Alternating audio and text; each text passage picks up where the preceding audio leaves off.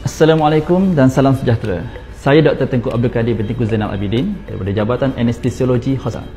Hari ini kita akan bincangkan satu topik yang sangat penting, iaitu pembiusan penuh atau kita sebut sebagai general anesthesia. Pembiusan penuh adalah suatu prosedur perubatan untuk memastikan kita tidak merasa sakit dan mengurangkan pergerakan kita semasa menjalani pembedahan. Manfaat utamanya adalah untuk menjaga keselesaan dan keselamatan anda semasa menjalani prosedur tersebut. Bayangkan, sekiranya semasa dibedah, anda berasa sakit, mesti sukar untuk melakukan prosedur tersebut kan? Dan anda juga mungkin merasa tidak selesa dan berada dalam kesakitan. Pembiusan penuh juga mempunyai risiko yang tersendiri. Reaksi alergi kepada obat bius, masalah pernafasan, masalah kardiovaskular. Risiko-risiko ini biasanya sangat-sangat jarang berlaku.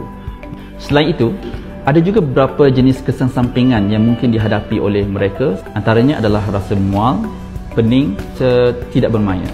Biasanya kesan-kesan sampingan ini akan hilang dengan sendirinya. Namun, doktor juga akan memberikan ubat-ubat tertentu jika kesan-kesan sampingan tersebut sangat mengganggu atau semakin teruk. Apapun, yang paling penting, sebelum anda menjalani pembiusan penuh, bincanglah segala manfaat dan risiko pembiusan penuh ini dengan doktor anda. Mereka akan membantu anda untuk membuat keputusan yang bijak.